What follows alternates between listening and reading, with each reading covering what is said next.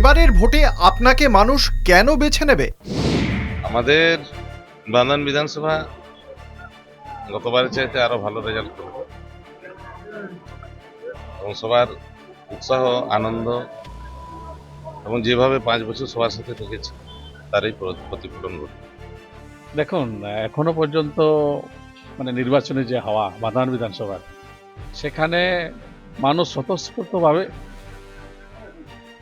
সব রাজনৈতিক দল থেকে আমাকে সমর্থন করছে।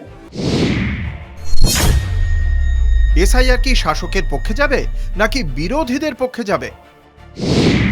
এসআইআর তো সাধারণ মানুষকে তো লাইনে দাঁড় করিয়েছে, অনেক জীবিত ভোটারকে বাদ দিয়ে দিয়েছে। সেটা এই যে প্রতিক্রিয়াটা, মানুষ বুঝে গেছে বিজেপির মতো নোংরা দল যারা সংবিধান মানে না, প্রত্যেকের গণতান্ত্রিক অধিকার ভোটাধিকার হরণ করার চেষ্টা করছে, যে ভোট নিয়ে তারা সরকার গঠন করেছে তাদেরকে ডি ভোটার হিসেবে গণ্য করার চেষ্টা করছে, তার ফলে আমাদের দিকে আসে। দেখুন, এটা তো কার পক্ষে যাবে সেটা বলা মুশকিল আছে, কিন্তু বিষয়টা হচ্ছে এটা সরকারি প্রক্রিয়া। হ্যাঁ, সেটাতে আমাদের দেখুন, যেটা কার বাদ গেছে না কি হয়েছে, হ্যাঁ, সেটাতে ওই আমাদের বাঁধান বিধানসভায় ওই ফরক পড়বে না। আমাদের এখানে জনসাধারণ আমাদের ভারতীয় জনতা পার্টিকে ভালোবেসে ফেলেছে, জনসাধারণই আমাদের জিতিয়ে দেবে। আপনার বিপক্ষ দলের দুর্বলতা কোথায়? বিজেপি দল ভোট আসলে পরিযায়ী পাখির মতো বিভিন্ন পাড়া গ্রামে ঘুরে। আমাদের নেত্রী মমতা বন্দ্যোপাধ্যায় যেভাবে সার্বিকভাবে যে উন্নয়নটা সারা বাংলার তথা আমাদের জঙ্গলমহলের স্পেশাল ফ্রি রেশনের থেকে শুরু করে সমস্ত কিছু এখানে চলছে। আমি দলের প্রতিনিধি হিসাবে আমিও সারা বছর ধরে বিভিন্ন সময়ে, লকডাউন সময় বলুন, এমনি সময় বলুন, সমস্ত সময়ে আমি কিন্তু মানুষের পাশে আছি, আগামী দিনও থাকবো। দেখুন, সারা পশ্চিমবাংলায় বিশেষ করে যেভাবে অবস্থা আছে, যেমন স্বাস্থ্যের অবস্থা খারাপ, শিক্ষার অবস্থা খারাপ, আপনার রাস্তাঘাট খারাপ, পানীয় জল নাই, এইসব বিভিন্ন মুদ্রা আছে। হ্যাঁ, সেই বিষয় নিয়ে জনগণ যে ক্ষিপ্ত হয়ে আছে সারা পশ্চিমবাংলায়, সেটাও বাঁধান বিধানসভায় তার প্রতিফলন রূপ দেখা যাবে। গত 5 বছরে এলাকার উন্নয়ন নিয়ে আপনি কি সন্তুষ্ট?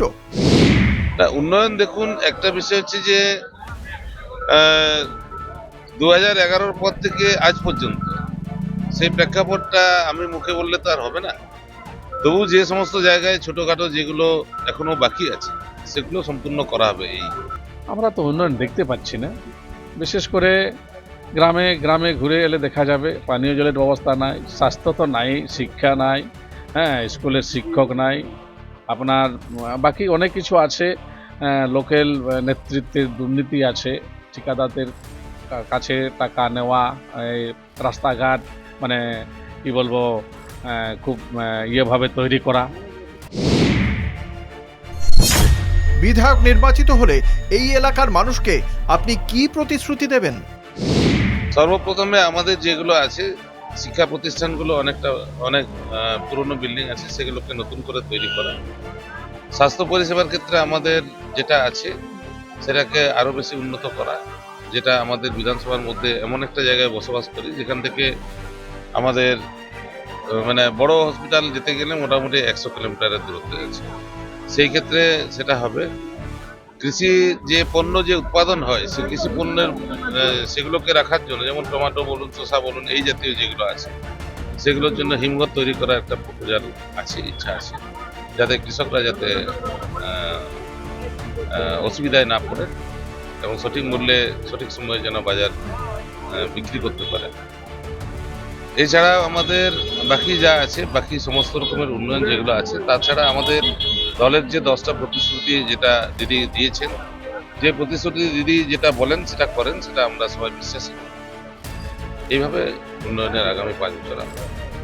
প্রথমত আমার যেটা লক্ষ্য সেটা হচ্ছে যে মানুষের যেটা সবসময়ের দরকার, পানীয় জল, স্বাস্থ্য এবং শিক্ষা, এই 3টি জিনিস মূলত যেটা খুবই দরকারি। তারপর অনেক কিছু আছে, হ্যাঁ, চাষের জন্য উপযোগী ব্যবস্থা করতে হবে, জলসেচের ব্যবস্থা করতে হবে, এসব অনেক কিছু আছে। ধীরে ধীরে যেমনভাবে কাজ হবে তারপর আবার ভালো ভালো কাজ করা হবে।